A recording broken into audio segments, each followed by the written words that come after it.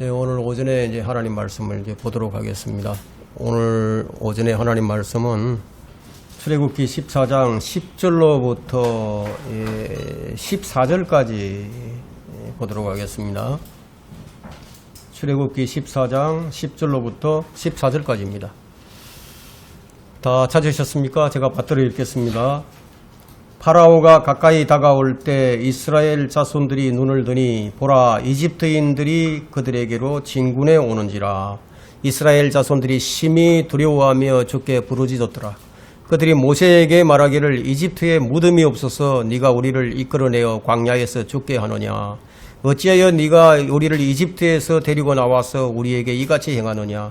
우리가 이집트에서 너에게 한 말이 이것이 아니냐. 말하기를 우리를 내버려 두라. 우리가 이집트인을 섬기리라 하지 않았느냐. 우리가 광야에서 죽는 것보다 이집트인을 섬기는 것이 더 나았겠노라 하더라. 모세가 백성들에게 말하기를 너희는 두려워 말고 가만히 서서 주께서 오늘 너희에게 보여주실 주의 구원을 보라. 너희가 오늘 본 이집트인을 다시는 영원히 보지 못하리라. 주께서 너희를 위하여 싸우시리니 너희는 가만히 있을지니라 하더라.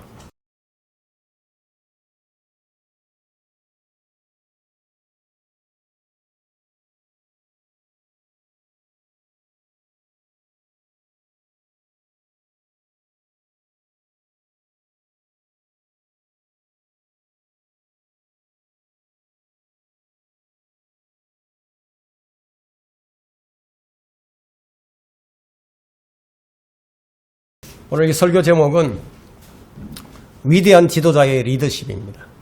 위대한 지도자의 리더십. 자, 오늘 이제 우리는 이제 하나님께서 홍해를 가르시기 전 이스라엘 백성들이 이 진을 치고 있는 이 바이히롯 바닷가로 가서 그곳에서 절망하며 부르짖고 있는 이스라엘 백성들을 이제 만나보고자 합니다. 오늘날 이 고난 가운데서 절망하고 낙심하는 그리스도인들처럼 이스라엘은 절망하고 부르짖으며 불평을 하고 있습니다. 왜 그들은 절망을 하고 있는 것일까요? 어찌하여 6월절 밤 이집트에서 버무도당당하게 걸어나왔던 발걸음이 이제 서 있기조차도 힘든 지경이 되었을까요? 우리는 이 본문을 통해서 절망하는 이스라엘의 모습에서 우리의 모습을 바라보고 모세가 이스라엘 향해 선포한 위대한 선언을 우리 마음속에 새겨보고자 합니다. 우리는 출애굽이라는 사건을 통해서 하나님께서는 한 사람의 지도자를 세우셔서 일을 하신다는 것을 발견할 수가 있습니다. 하지만 지도자만 있고 팔로워가 없다면 훌륭한 지도자는 있을 수가 없을 겁니다. 특히 처음에 한 명의 이 용감한 팔로워가 없이는 어떤 변화도 시도할 수 없게 됩니다. 누군가 용감한 이 한 팔로워가 나서서 손을 들고 하늘을 향하게 되면 다른 팔로워들도 하나 둘씩 이제 따르게 되고 나중에 이제 많은 팔로워가 생기게 됩니다. 리더십과 이 팔로워십이 균형을 맞추고 조화를 이룰 때 이 시너지 효과가 나타나게 됩니다.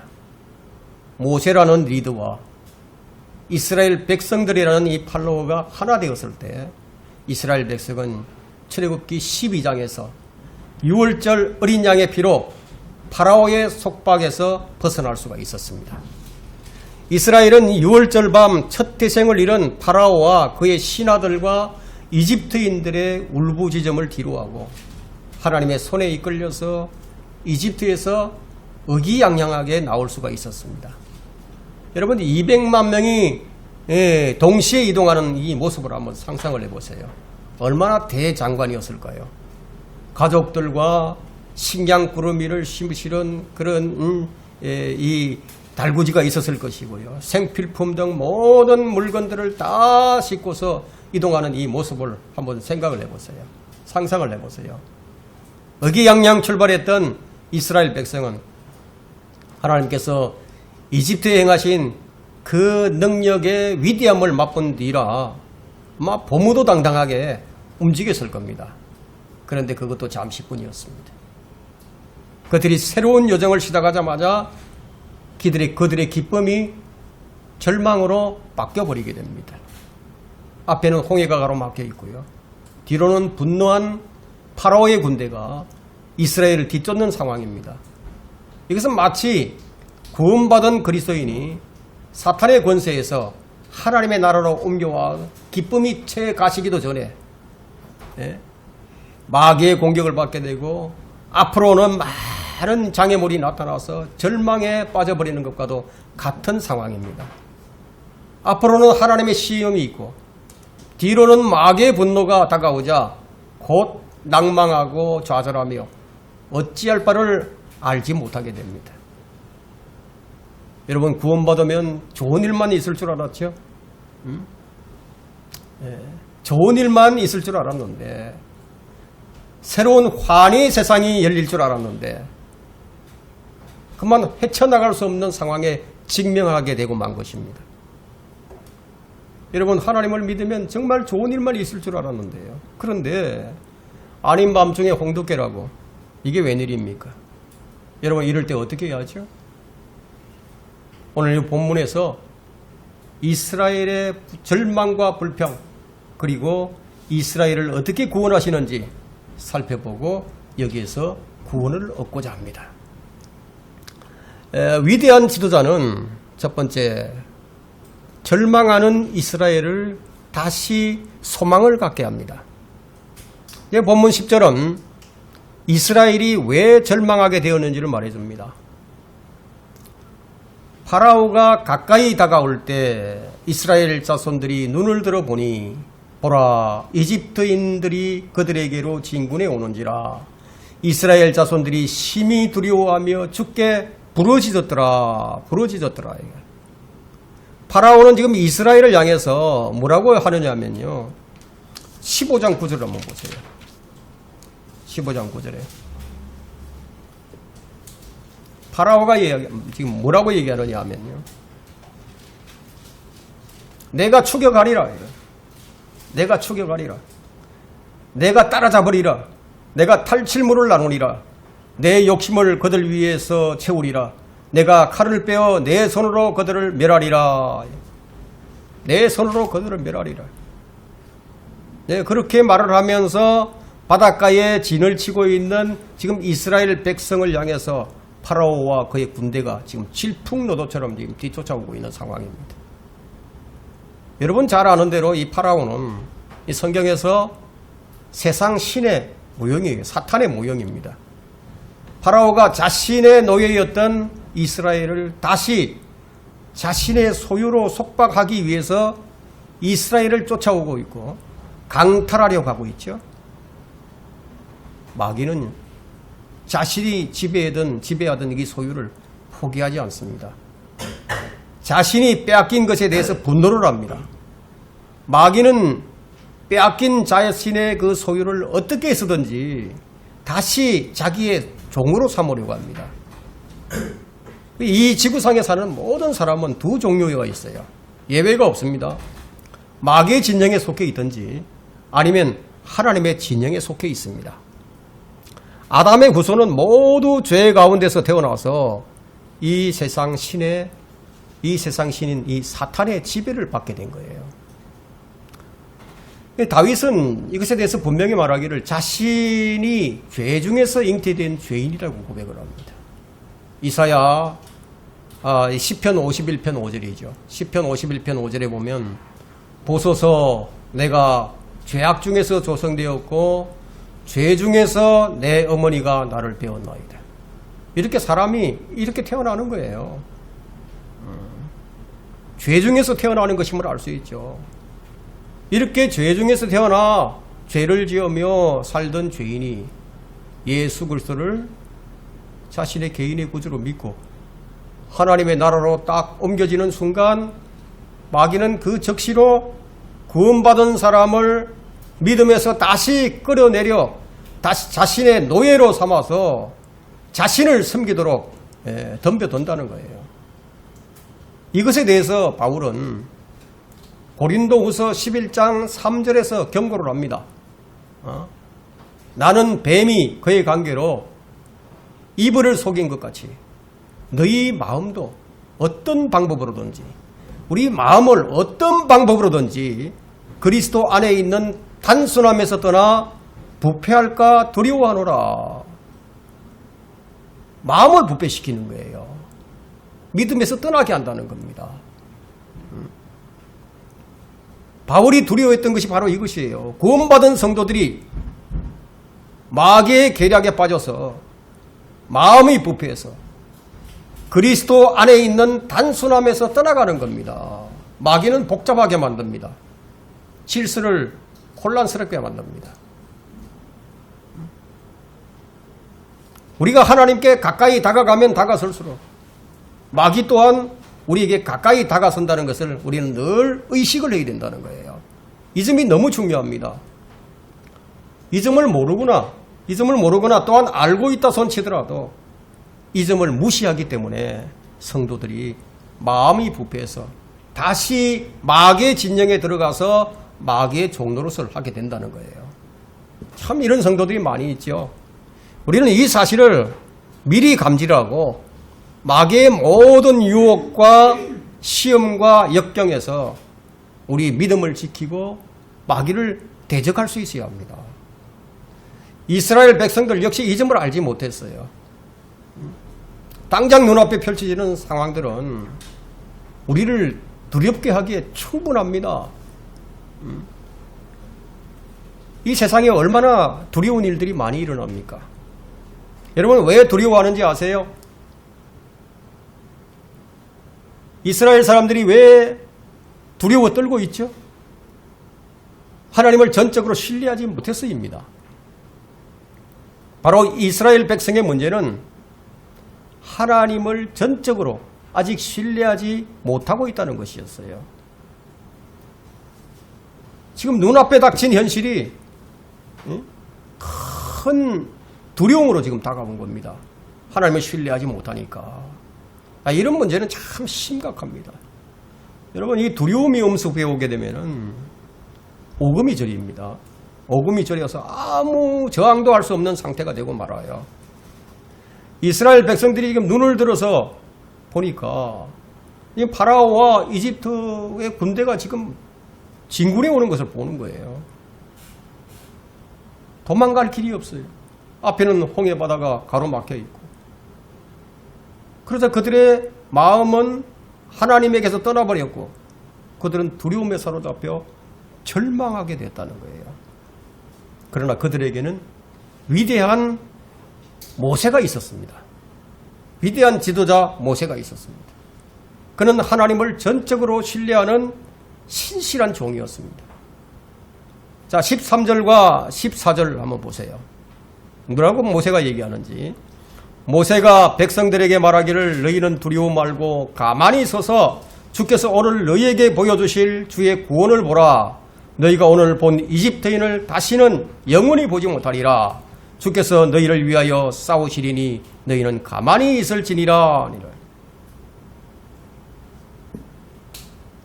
그들이 두려워하던 이집트인을 다시는 보지 못하게 하는 주의 구원이 너희에게 있을 것이라는 거예요.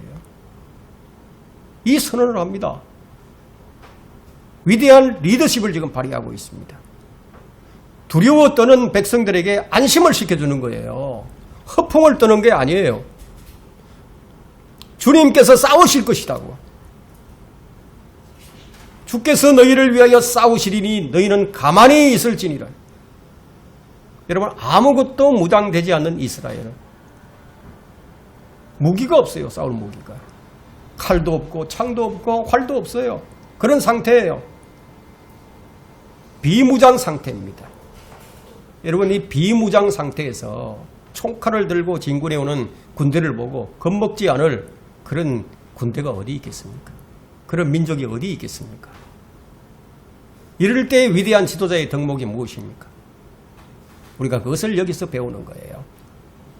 자, 우리는 어떻게 해야 합니까? 다윗은 시편에서 이런 고백을 합니다. 시편 25편 15절에서 내 눈이 항상 주를 향해 있으니. 여러분 눈이 항상 주를 향해 있으면 두려움이 없습니다. 이는 그가 나의 발을 그들에게서 빼내주실 것이기 때문이라. 다윗의 장점이라면요. 구원의 주를 항상 바라보는 눈이 있었습니다. 시편 141편 8절에도 오 주 하나님이여 내 눈이 주께 있고, 항상 주께 있다는 얘기죠. 내 눈이 주께 있고 나의 신뢰도 주께 있으니 내 혼을 빈곤한 곳에 버려두지 마소서. 롯은 구원받은 사람이었어요. 의인이었습니다. 그런데 그는 이런 기도를 하지 못했습니다. 내 혼을 빈곤한 곳에 버려두지 마소서. 이런 기도를 할 줄 몰랐어요. 우리에게 이런 기도가 필요한 겁니다. 우리의 눈은 나를 구해주시고 내게 영원한 생명과 하늘의 유업을 간직해 주신 영원하신 우리 주님께 고정이 되어 있어야만 한다는 거예요. 이스라엘 백성은 그들을 이집트에서 끌어내 주신 주 그들의 하나님을 신뢰하고 그분만을 바라봐야만 했습니다. 그런데 그들의 눈이 하나님을 떠나서 그들에게 닥친 재앙과 재난과 환난을 바라보게 된 겁니다. 지금까지 얼마나 많은 그리스도인이 본문의 이스라엘 백성처럼 낙담과 절망으로 자신의 믿음을 포기하고 있는지 모릅니다. 많은 그리스도인이 자신의 어떤 문제로 인해서 가정의 문제, 그리고 자녀들의 문제, 건강의 문제, 학교의 문제, 친구들의 문제, 경제적인 문제, 이런 것들로 인해서 절망하고 낙담하고 좌절을 합니다. 우리의 눈이라는 것이요, 환경을 바라보게 되면요, 기도가 끊어집니다. 교회 출석도 끊어집니다. 찬양과 말씀도 끊어집니다. 그것은 그들이 하나님을 바라보는 것에서 그들이 처해 있는 환경과 세상이 주는 그런 유혹과 마귀의 시험으로 그들의 눈을 돌려버렸기 때문이에요. 우리에게 다가오는 이 시험과 역경은 하나님께서 허락하신 가운데, 하나님께서 허락하신 거예요. 이런 것들은, 우리에게 다가오는 모든 것들은 하나님께서 허락하신 것이다. 이게. 그래서 마귀로부터 오는 거예요. 참새 한 마리도 하나님의 허락하심이 없이는 떨어지지 않아요. 반드시 하나님의 허락하심이 있어야 마귀가 우리를 시험하고, 그럴 수 있는 거예요. 주님은 우리의 믿음을 단련시키십니다. 그 단련하는 방법이 바로 고난이라는 용광로를 통해서 시험을 하시는데, 여러분 뜨거운 풀무불 용광로를 한번 보세요. 대장장이가 이 연장을 단련하기 위해서, 재련하기 위해서 어떻게 하죠? 뜨거운 불 속에 넣어서 풀무불질을 해서 계속 달구어서 망치로 두들기고 물속에 집어넣었다가 또 집어넣고 몇 번을 거듭하죠. 그렇게 해서 좋은 연장이 만들어지죠. 하나님께서는 마찬가지로 우리를 그렇게 단련을 하신다는 거예요. 사용하시려고. 그래서 성경은 하나님의 자녀들이 고난을 당할 것이라고 말씀을 하십니다. 믿음으로 생활한다는 것은 다른 말로 말을 하면 고난을 이겨야 한다는 말로 대신할 수가 있습니다. 이것은 비례의 법칙이에요. 따라서 믿음을 소유한 사람의 삶에는 어떤 형태로든지 고난이 따르게 되어 있습니다. 근데 우리가 받는 고난이 어떤 고난이어야 하느냐, 이것이 중요하죠. 우리의 잘못으로 인하여 당하는 고난은 없어야 합니다. 전혀 영광이 따르지 않는 고난이기 때문에. 너희의 잘못으로 인하여 매를 맞고 참으면 무슨 영광이 있겠느냐. 그러나 선을 행하다가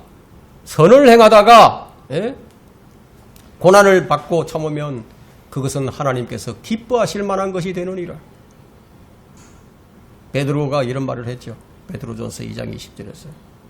우리의 잘못된 판단, 우리가 너무 잘못한 것이 많으니까. 베드로가 성도들을 가만히 보니까 주님으로 인해서 고난을 당하는 것이 아니라 자기들의 잘못으로 인하여 고난을 당하는 걸 본 거예요. 그래서 이런 말을 쓴 겁니다. 우리는 살면서 잘못된 판단을 하고 잘못된 행동을 하고 잘못된 결과로 인해서 어려움과 공격에 처하는 것. 이런 것들이 있어요. 근데 이런 것들은 영광이 없다는 거예요. 살다 보면 절망감은 여러 가지 형태로 우리에게 다가올 수가 있어요. 그러나 우리 눈이 세상을 상징하는 파라오를 바라보지 않고 주님 얼굴에 고정만 할 수 있다면 우리는 두려움에 빠지지 않습니다.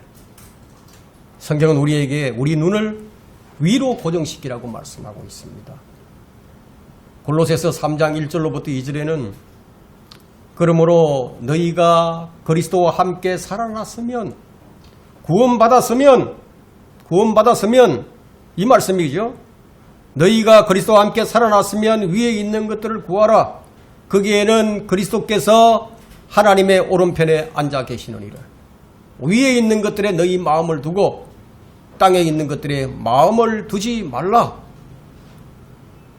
그러나 이 말씀에서 자신의 눈을 돌이켜서 세상 현장으로 향하게 된다면 그는 자신의 처지를 바라보고 낙담을 하면서 끝내는 믿음을 포기하게 됩니다. 사도 바울은 하나님 자녀들에게 믿음의 창시자요 완성자이신 예수를 바라보자고 말합니다. 예수님께서 우리를 위해서 친히 시험을 당하시고 또 시험을 이기셨기 때문에 시험을 당하는 자녀들을 그 시험에서 능히 건져낼 수 있는 분이라고 말씀을 합니다. 주님께서 제자들에게 이런 말씀을 하셨죠. 세상에서 너희가 환난을 당하라 기운을 내라. 내가 세상을 이겨노라.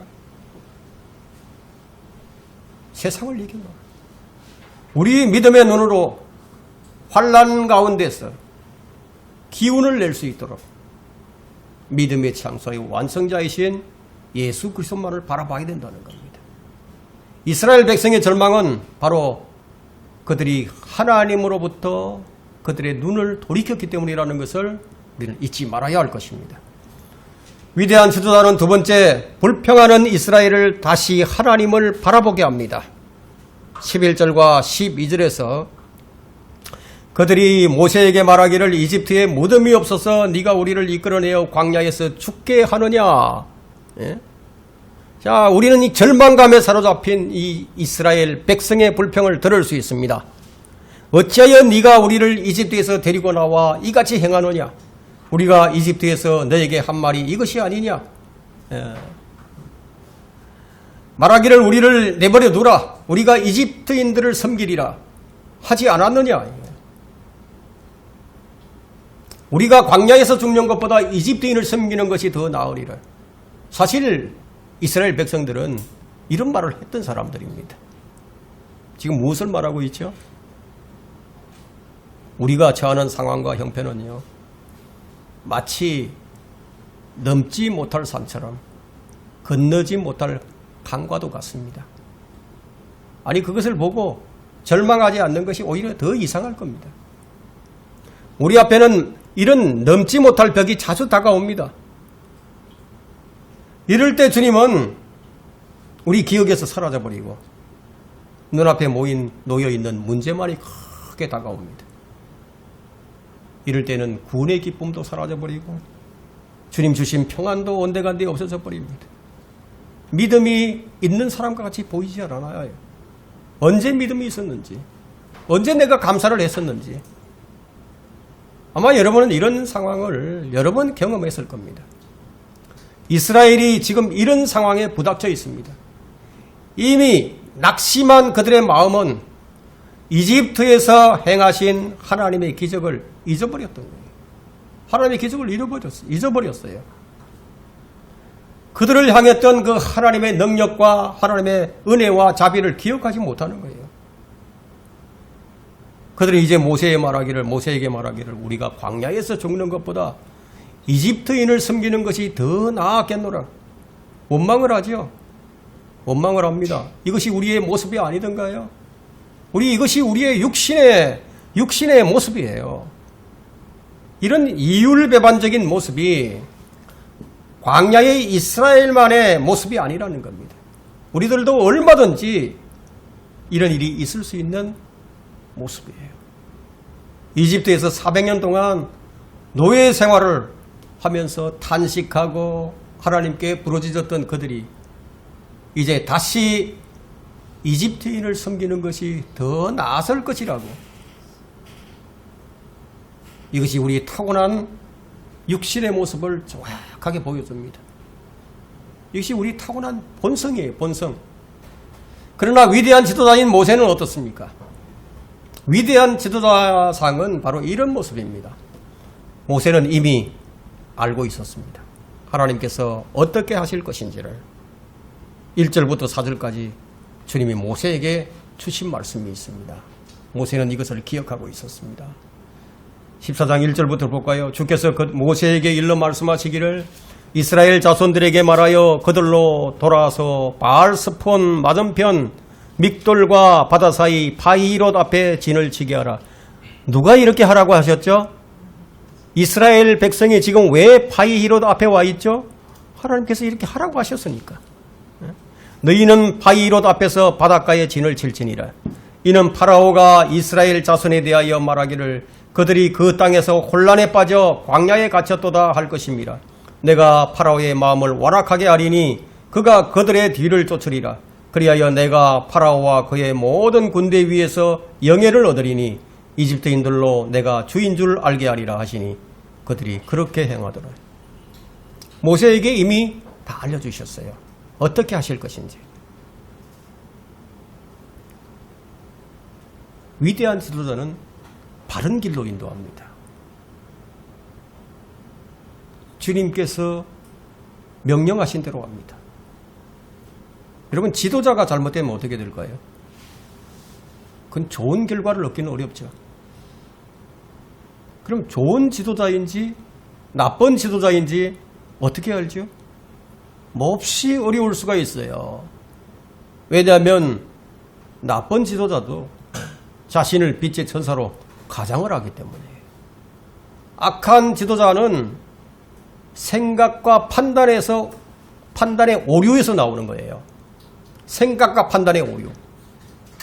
그 생각은 워낙 강한 고집과 이 신념 같은 것이기 때문에 하늘이 두 쪽이 나지 않는 한 그 같은 생각을 바꿀 가능성은 희박합니다. 이런 측면에서 그의 정신세계를 주목해 볼 필요가 있습니다. 이런 정신세계는 앞으로 사태가 어떻게 흘러갈 것인지 예견하기가 어렵지 않습니다. 여러분, 어떻게 분별하느냐? 그가 옳은 종인지 아니면 나쁜 지도자인지 어떻게 분별을 하죠? 악한 종은요, 나쁜 지도자는 미안해하지 않습니다. 미안해하지 않아요. 그는 남을 좀처럼 생각하지 않습니다. 그리고 이해하려고도 하지 않습니다. 그는 죄의식이 없습니다. 그는 논리와 합리와는 담을 쌓아버립니다. 그 생각의 비약이, 좀처럼, 생각의 비약이 너무 심해요. 하지도 않은 말을 마치 한 것처럼 대중 앞에서 선언을 합니다.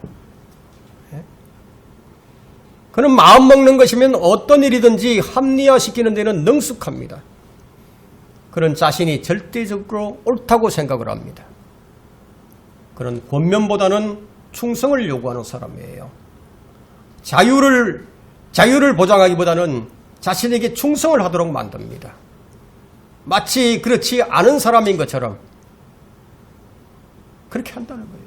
여러분, 세상은요, 훌륭한 리더를 어떻게 평가하는지 아십니까? 실력이 있어야 된다. 무조건 실력이 있어야 된다. 카리스마가 있어야 된다는 거예요.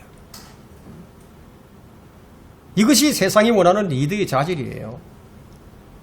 그래서 그런지 저는 이런 리더를 경험한 적이 있습니다. 그는 그의 능력은요, 자신의 통찰력이 남들보다 뛰어나다고 생각을 합니다. 자신과 좀 말을 몇 마디 섞어보면은 그 사람의 마음을, 그 사람의 진실을 알 수 있다고 말을 하죠. 그래서 자신은 사람을 보는 안목이 뛰어나다고 말을 합니다. 의외로요, 지도자들은 자신이 사람의 능력을 제대로 보고 있다고 그렇게 알고 있습니다.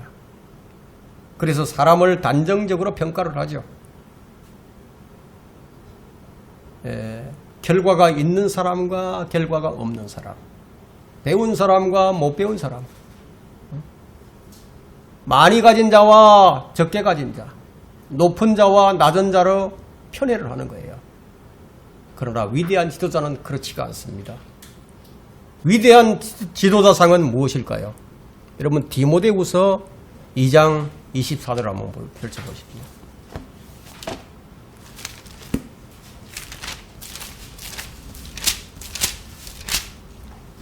디모데후서 2장 24절 한번 보십시오. 자, 주의 종은 다투어서는 아니 되고 모든 사람들에게 온유하며 가르치기를 잘하고 잘 참으며 25절에 반대하는 자들을 온유함으로 바르게 잡아주어야 하리니 이게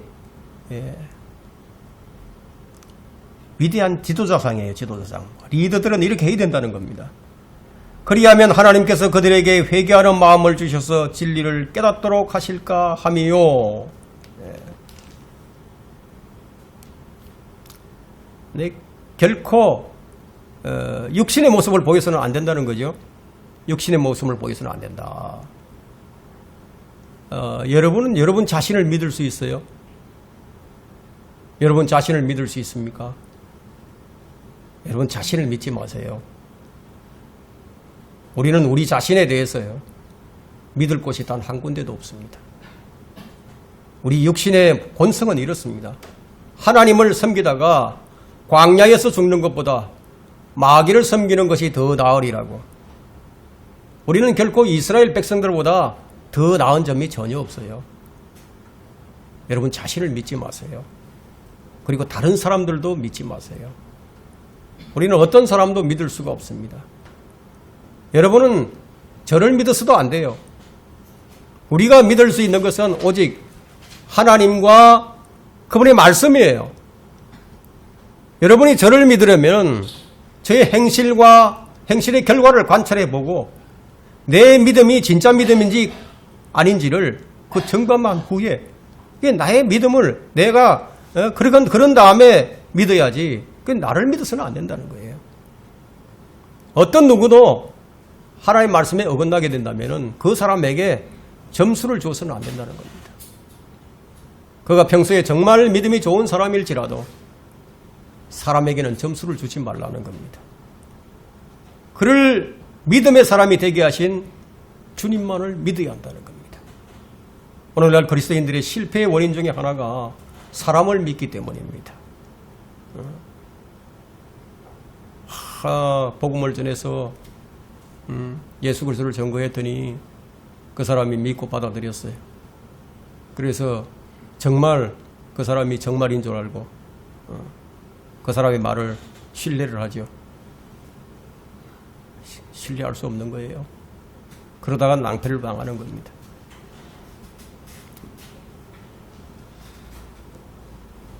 그리스도인의 그 실패의 원인 중에 바로 사람을 믿는 거예요. 그래서 실패를 합니다. 6월절 밤 이집트로부터 자유를 얻은 기쁨이 얼마나 컸을까요? 그 이집트 노예살이 생활을 하다가 지금 자유를 얻었어요. 그리고 이집트인들로부터 좋은 옷들과 또 금부치를 다 보석들을 다 빼앗다시피 해서 가지고 나옵니다. 얼마나 기뻤을까요? 근데 그들의 기쁨이 얼마나 빨리 사라져버렸죠? 그들의 믿음은 뜨거운 태양 아래 시들어버린 방등불만큼이나 금방 시들어버렸다. 그들이 지녔던 열정은 다시 잠시 타오르다가 꺼져버리는 촛불과도 같았습니다.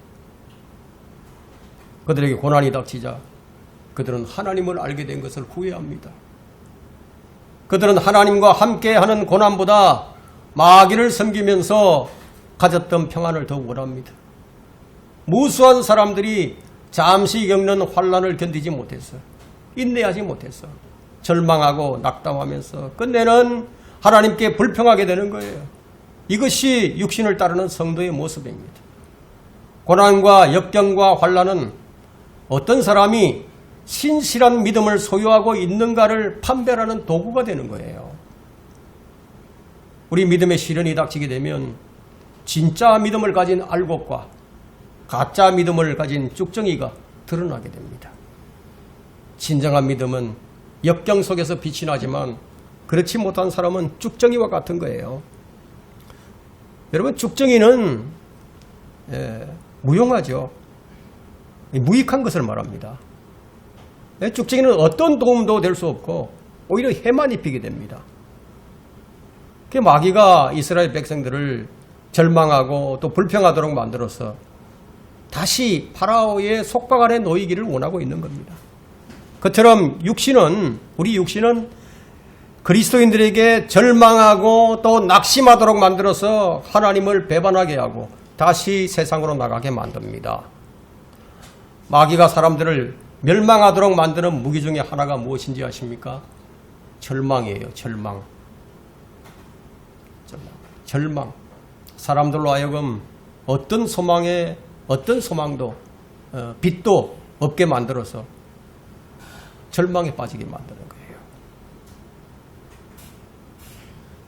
거예요. 사람을 신뢰하게 되면 절망에서 소망으로 빠져나오지 못하게 됩니다. 누가 절망하느냐? 사람을 신뢰한 사람들입니다. 많은 그리스도인이 이러한 절망과 낙심으로 마귀의 종이 되어서 파멸해버렸고 또 파멸하고 있고 앞으로도 또 파멸할 겁니다. 요즘은 자살하는 사람들이 더 많아졌죠. 우리나라가 자살률이 세계에서 탑입니다. 경제적인 문제로 자살하는 사람들이 더 많아졌죠. 삶의 무게를 견디지 못한 거예요. 무엇 때문에 그들이 생명을 버리죠? 절망 때문입니다. 해결할 방도가 보이지 않아요. 절망이라는 것은 불평을 넘어선 거예요. 여러분, 불평하는 사람은 자살하지 않아요. 그러나 절망은 생명을 포기하도록 만듭니다. 곳곳에서 절망감에 사로잡힌 사람들이 자신의 생명을 그냥 내던져 버린다. 우리 그리스도인들의 불평도 이스라엘 백성들과 결코 다르지 않습니다. 그 사람이 영적인 사람이 되지 못한다면 이스라엘과 똑같습니다. 불평 대신에 우리가 할 일이 무엇인가요? 우리에게 소망이 있음을 알려주는 거예요. 그것이 우리가 할 일입니다.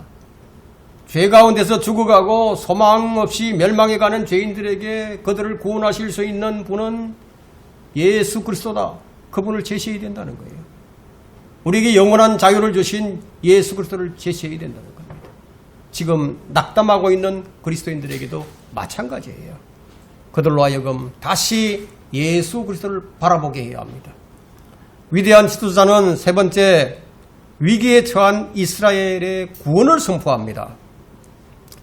13절과 14절에서 이스라엘을 향한 그 모세의 위대한 선언을 우리는 들을 수 있었습니다. 오늘 우리는 이 위대한 선언에 모두가 다 아멘으로 화답하고 하나님께 감사를 드리며 넘치는 소망을 가지시기를 바랍니다. 다시 한번 읽어보겠습니다. 모세가 백성들에게 말하기를 너희는 두려워 말고 가만히 있어서 주께서 오늘 너희에게 보여주실 주의 구원을 보라. 너희가 오늘 본 이집트인을 다시는 영원히 보지 못하리라.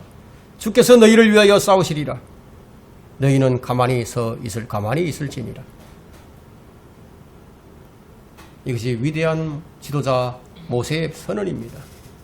위기에 처한 이스라엘의 구원을 선포하는 위대한 선언, 가장 완벽하고 가장 놀랍고 위대하신 구원의 하나님을 선언합니다.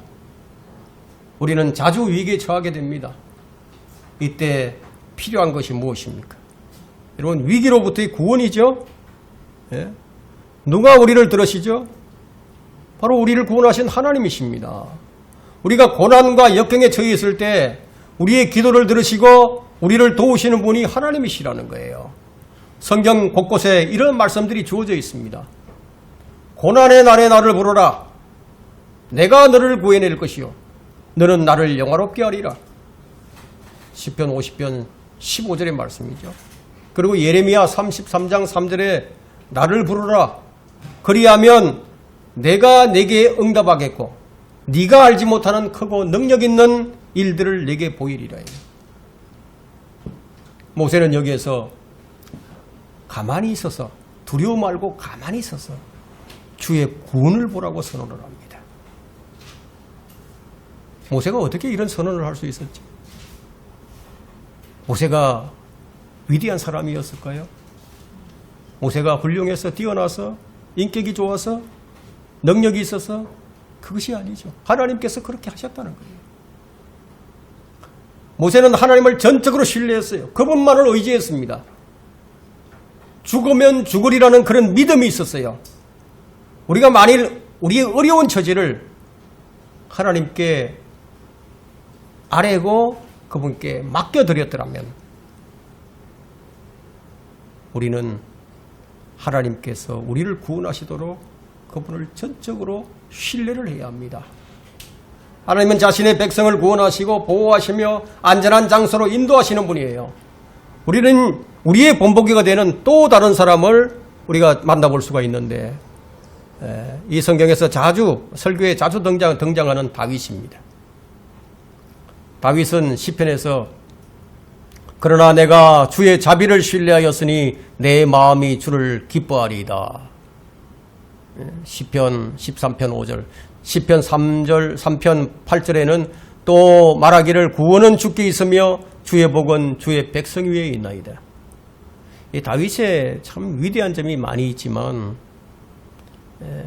그 가운데 더 위대하다고 생각할 수 있는 것은 다윗은 자신의 잘못을 즉각 시인하는 사람이었습니다. 그리고 회개에 합당한 열매를 맺는 사람이었어요. 자신의 잘못을 감추고 덮어버리려고 하는 그런 지도자는 가장 사악한 지도자입니다. 위선자죠. 왜 감추고 시인하지 않죠? 여러분, 왜 감추고 시인하지 않을까요?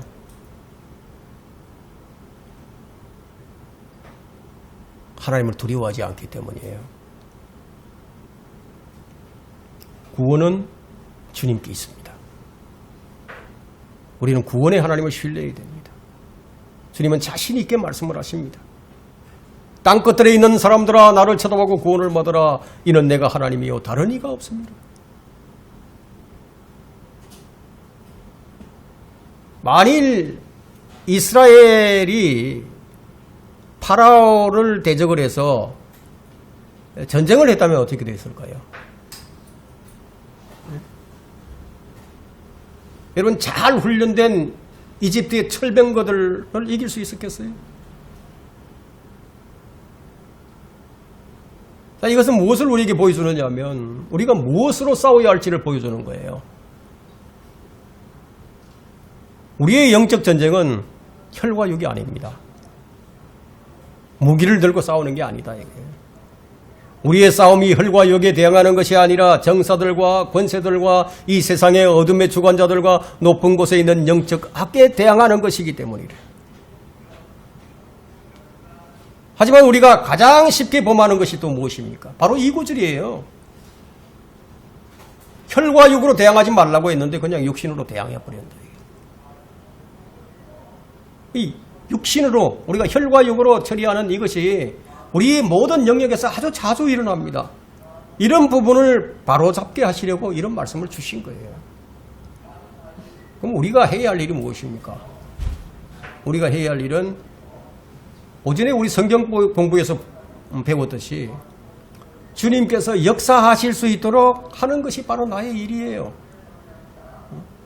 내 안에 계신 주님께서 역사하실 수 있도록 주님을 전적으로 신뢰하고 그분께 맡겨드리는 거다 이거예요. 주님은 자신의 이름을 위하여 일을 하십니다. 자신의 이름을 위해서. 그러므로 우리는 하나님의 영광을 위한 일이 아니라면 하지 않아야 한다는 거예요. 주님께서 역사하실 수 있도록 우리가 포기해야 할 것들이 있는데 내 자아를 포기해야 된다. 나를 의지하지 말라는 거예요. 주님만을 의지하라는 겁니다. 우리의 육신이 먼저 나가지 않도록 해야 한다는 겁니다. 우리가 본문에서 배우는 것은 주께서 너희를 위해 싸우시리니 너희는 가만히 있으라. 우리 육신을 사용하지 말라는 거예요. 앞서 나가지 말라는 겁니다. 왜냐하면 주님께서 이런 말씀을 하셨어요. 살리는 것은 영이니 육은 전혀 무익하니라. 이 육신의 본성을 사용한다는 것은요, 그것은 주님을 욕보이는 일입니다. 우리 그리스도인들이 본능적으로 그만 자신의 육신의 본성을 사용함으로써 성령님을 대적하는 일을 하고 난다는 거예요. 이런 죄를 우리가 짓고 살아간다는 거예요. 육신적인 생각은 하나님과 원수가 되나니 그것은 하나님의 법에 복종치 않을 뿐만 아니라 실로 할 수도 없습니다. 불가능하다고 하는데 계속해서 육신의 생각을 앞세운다는 거예요. 왜 그리스도인이 어려움에 처해 있으면서도 문제점을 해결받지 못하게 되죠? 무엇 때문인지 이 말씀을 통해서 우리 자신을 한번 투영해 보자는 겁니다. 거듭난 사람들은 주님과 하나가 되었어요. 주님과 한 영이 되었습니다. 주와 합한 자는 한 영이니라. 우리는 성령과 한 영이 되었어요. 우리는 우리의 영을 사용하는 자가 되어야 한다는 겁니다. 진리의 지식으로 풍성히 채웠지만 그 진리의 지식이 역사하지 못하게 되는 것은 성령을 따르지 않고 육신을 따르면서 영적인 일을 도모하기 때문에 안 된다는 거예요. 그래서 안 되는 겁니다. 우리가 구원에 관하여 한 일이 무엇이 있는지 한번 보세요. 아무것도 없잖아요. 그래서 우리 하나님은 구원의 하나님이다. 이렇게 우리가 부르죠. 그리고 우리가 그분을 구원의 뿌리다, 구원의 망대다, 구원의 반석이다, 구원의 방패다, 구원의 능력이다. 그걸 구원자라고 우리가 부릅니다. 우리가 사랑하고 드높이기를 원하는 그분은 온 우주에서 가장 뛰어난 분입니다. 죄인을 구원하는 능력의 이름인 예수는요, 여호와는 구원이시다라는 의미가 있는 거예요. 이스라엘 백성이 그들의 고난에서 구원받는 방법이 무엇인지를 한번 보세요. 그것이 무엇이죠?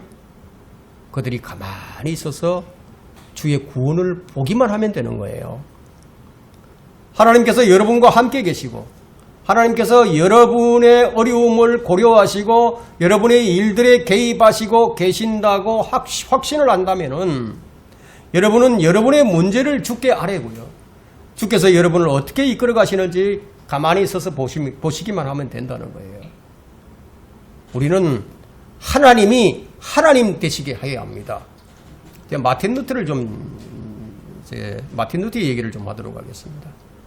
이 마틴 루터가 한 말이 어려운 문제로 고민하는 성도들에게 종종 이런 말을 하곤 했는데, 하나님이 하나님 되시게 하라. 자, 이 말의 의미는 달리 말하면 하나님을 욕보이지 말라는 얘기입니다. 하나님의 명예를 실추시키는 일이 나로 인해서 발생하지 말도록 하라는 얘기죠. 하나님께서 여러분을 통해서 일을 하도록 그분을 신뢰하고 그분께 순종하라는 얘기입니다. 오늘 우리가 꼭 알아야 할 것은 우리를 죄와 영원한 사망으로부터 구원해 주신 하나님께서 오늘 동일하게 우리가 처한 역경에서도 우리를 구원하시는 분임을 발견하기를 원합니다. 여러분이 안고 가려고 하지 말라는 얘기예요. 왜 전적으로 맡기지 못할까요? 신뢰하지 못하기 때문에. 왜 성급하게 육신으로 처리를 할까요? 왜 가만히 있어서 주의 구원을 바라보지 못할까요? 주님을 의지하지 않기 때문입니다. 마틴 루터는 하나님의 종이었습니다. 주님께서 쓰시는 종이었습니다. 그는 자신을 드러내지 않았습니다. 그의 사역은 자신이 섬기는 하나님께서 하셨고 하실 수 있으며 하실 것이라고 신뢰를 했습니다. 마틴 루터가 말하기를 하나님께서는 태양을 멈추게 하셨으며 하늘에서 만나를 내리셨고 여리고 성벽을 허물어뜨리셨으며 이스라엘의 원수들과 직접 싸우셨다. 폭풍을 잠잠케 하신 그분께서 왜 오늘 나의 기도를 들어줄 수가 없으시는가? 없으시겠는가? 주님은 물로 포도주를 만드셨고 병든 자를 고치셨으며 굶주린 무리들을 먹이셨다. 주님의 그 능력은 지금도 동일하시다. 그러므로 깨어서 기도하자.